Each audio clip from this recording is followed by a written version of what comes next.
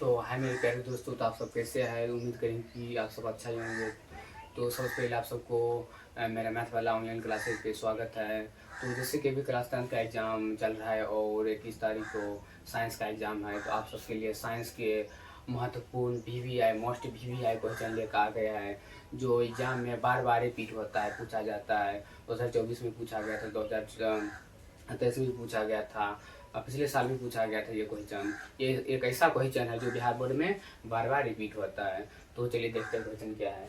एक पुष्प का अनुराध्य काट के क्षेत्रफल, यानी पुष्प के बारे में आज पढ़ने वाले, फूल के बारे में आज जिक्र करने वाले। फूल में क्या सब होता है, जब फूल छोटा रहता है तो वो नमहर कैसे होता है, उसको नमहर होने में यानी उसको बड़ा होने में उसमें क्या सब सहायता करता है, उसमें कितना अंग होता है, उसको बड़ा होने में कौन कौन अंग उसको सहायता करता है, वो होता है जब वो कलिक अवस्था में रहता है तो वो बड़े अवस्था में कैसे होता है, वो यानी बड़ा कैसे होता है। तो इसी सब के बारे में पढ़ने वाले हैं और उसमें बहुत सारा अंग होता है। तो पहले पहले चलिए देख लेते हैं कि अंग इसमें क्या क्या होता है। जैसे इसमें ये वाला पार्ट होता है, ये वाला जो अंग होता है वर्तिक्राग, जिसको वर्तिक्राग बोलेंगे। फिर ये वाला अंग होता है, ये वाला, इसको वर्तिका बोलेंगे। क्या बोलेंगे? वर्तिका बोलेंगे। फिर ये वाला जो होता है अंडाशय होता है, और वर्तिका अंडाशय मिलकर स्त्रीकेशर का निर्माण करता है, यानी स्त्रीकेशर होता है अंडाशय। ये वाला पार्ट जो होता है अंडाशय का होता है, और ये वाला पार्ट वर्तिक्राग है। दोनों किसका निर्माण करता है? स्त्रीकेशर का निर्माण करता है। किसका निर्माण करता है? स्त्रीकेशर का निर्माण करता है। उसके बाद चलिए इधर आइए। इसके बाद ये वाला जो होता है, ये वाला जो पार्ट होता है, ये पराकोष होता है। ये वाला तंतु होता है। ऐसे करके वो जो होता है फूल में जो ऐसे करके होगा, इसको क्या बोलेंगे? तंतु बोलेंगे। ये वाला पार्ट तंतु का होता है। तंतु और पराकोष मिलकर जो है पुंकेसर होता है, यानी पुंकेसर का निर्माण करता है, अपना भाषा में बोल सकते हैं। उसके बाद ये वाला जो भाग होता है, ये दल पंखुड़ी का होता है, दल का होता है, जिसको पंखुड़ी बोलेंगे। क्या बोलेंगे? पंखुड़ी बोलेंगे। उसके बाद ये वाला देखिए, यहाँ पे ये वाला जो होता है, जैसे पत्ता करके पत्ता में रहता है, और ऐसे करके ये वाला जो होता है, यानी जिसको पत्ता बोलते हैं अपना भाषा में, ये वाला, इसको बाह्यदल बोलेंगे। क्या बोलेंगे? बाह्यदल बोलेंगे। यानी जो बाह्यदल मतलब जो बाहर की अवस्था में रहता है, जो बाहरी अवस्था में रहता है, जो बाहर की ओर रहता है, उसको क्या बोलेंगे? बाह्यदल बोलेंगे। तो चलिए कि इतना आप सबको समझ में आया होगा, तो इस पर आप थोड़ा डिटेल में जानकारी प्राप्त करेंगे। तो चलिए आइए डिफिनेशन जो है इसका समझते हैं कि डिफिनेशन क्या कहता है। तो डिफिनेशन है इसका परिभाषा है, अनुरूपी पुष्प एक वृत्त द्वारा तने से जुड़े रहता है। यानी जो है पुष्प जो है वृत्त द्वारा किससे जुड़ा रहता है? पुष्प जो है वृत्त के द्वारा, इसमें एक वृत्त आकार का रहता है। क्या आकार का रहता है? जैसे वृत्त हो गया, ऐसे करके एक रहता है वृत्त, जिसको अपनी भाषा में सर्कल बोलते हैं। मैथमेटिक्स में इसको सर्कल बोलते हैं। क्या बोलते हैं? सर्कल। यानी इंग्लिश भाषा में इसको सर्कल बोलते हैं। यानी वृत्त के आकार का वृत्त के द्वारा तने से जुड़ा रहता है। वृत्त के द्वारा किससे जुड़ा रहता है? तने से जुड़ा रहता है, तने से जुड़ा रहता है। उसके बाद पुष्प के विभिन्न सहायक अंग एक निश्चित चक्र में विन्यास होते हैं। यानी पुष्प जो है, पुष्प के विभिन्न अंग एक निश्चित चक्र में क्या होता है? विन्यस्त होता है। यानी विन्यस्त होता है, यानी समाप्त में विन्यस्त होता है। क्या होता है? विन्यस्त होता है कि निश्चित चक्र में क्या होता है? विन्यस्त होता है। उसके बाद है अगला पॉइंट, एक बहुरूपी पुष्प में 4 सहायक अंग होते हैं। यानी पुष्प में जो है, फूल में जो है कितना सा अंग होता है? फूल मुख्यतः 4 सहायक अंग होता है। तो चलिए देखते हैं कौन कौन होता है। तो पहला हो गया बाह्य दलपुंज हो गया, कैलिक्स, जिसको इंग्लिश में क्या बोलेंगे? कैलिक्स। इसका काम क्या होता है? इसका जो काम होता है फूल में, ये क्या करता है? फूल के अंदर में ये क्या करता है? ये पुष्प के बाहरी चक्र में लगे हुए हरी पत्तीनुमा संरचना होती है।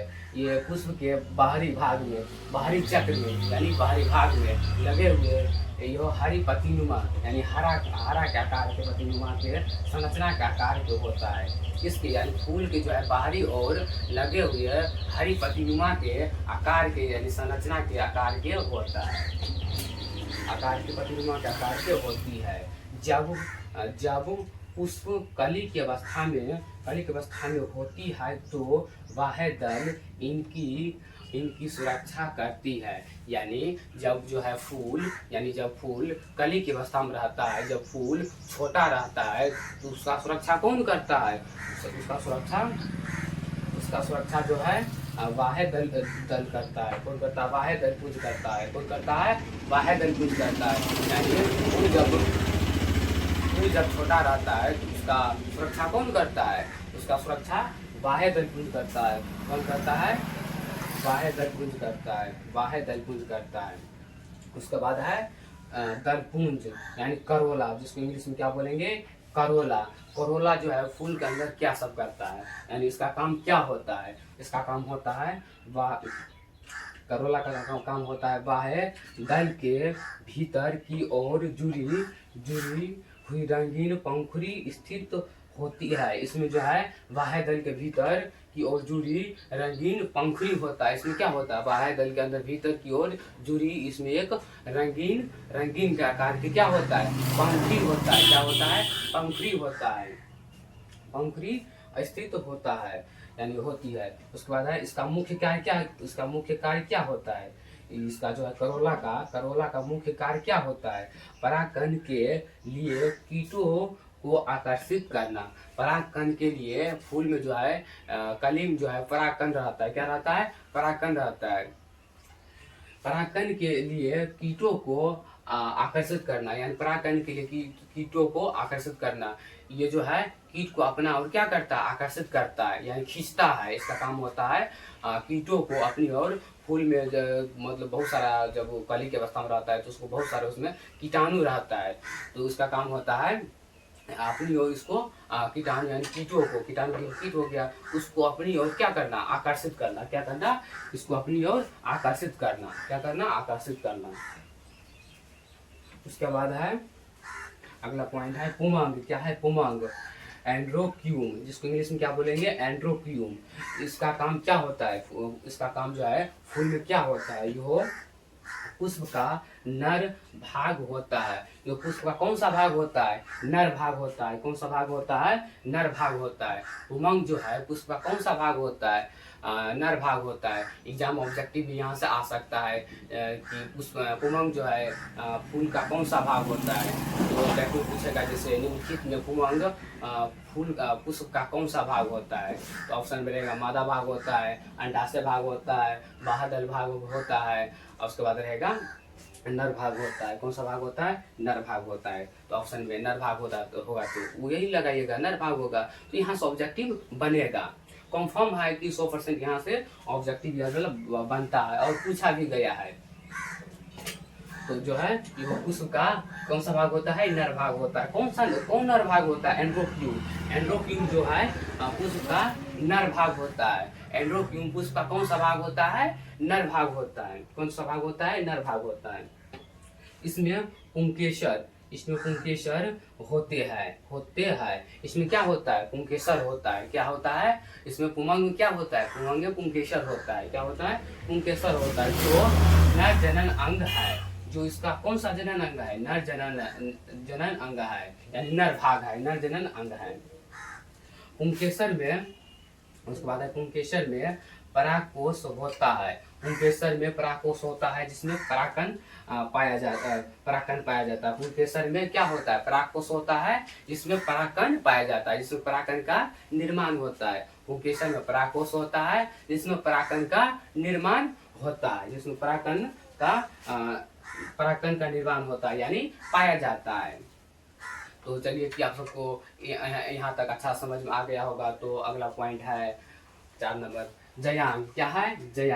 जयांग है यानी राइनोक्यूम है, जिसको इंग्लिश में क्या बोलेंगे? राइनोक्यूम। इसका काम जो है पुष्प में फूल में क्या होता है, तो चलिए देखते हैं। यह पुष्प का यह पुष्प का मादा भाग होता है। यानी जयाम जो है रेणुक्यूम जो है पुष्प का कौन सा भाग होता है? मादा भाग होता है। कौन सा भाग होता है? मादा भाग होता है। मादा भाग होता है जो एक या एक से अधिक स्त्रीकेसर द्वारा निर्मित होता है। जो एक या एक से अधिक स्त्रीकेसर द्वारा क्या होता है? निर्माण होता है, यानी निर्मित होता है। क्या होता है? निर्मित होता है। उसके बाद है निर्मित होता है। निर्मित होता है यानी निर्मित होता है। उसके बाद है अगला पॉइंट है अंडाशय। अंडाशय के भीतर बीजांड में मादा युग्मक का विकास होता है। अंडाशय के भीतर बीजांड में मादा युग्मक का विकास होता है। क्या है? अंडाशय के भीतर बीजांड में मादा युग्मक का विकास होता है। अंडाशय के भीतर बीजांड में किसका निर्माण होता है? मादा युग्मक का निर्माण होता है। किसका निर्माण होता है? मादा युग्मक का निर्माण होता है। तो चलिए आप सबको अच्छा से समझ में आ गया होगा। तो आप सब इसको अच्छा से याद करके उसके बाद आप सब एग्जाम में जाइएगा। पूरा गारंटी है कि एग्जाम में ये क्वेश्चन आएगा ही आएगा। तो आप सब अभी तक मेरा चैनल को सब्सक्राइब नहीं किया है तो आप सब मेरा चैनल को सब्सक्राइब कर लीजिएगा, क्योंकि कोई वीडियो अगर हम डालेंगे तो आप सबको जल्द ही नोटिफिकेशन आ जाएगा। तो चलिए मिलते हैं अगले एपिसोड में। तो आज के लिए काफ़ी है। जय हिंद।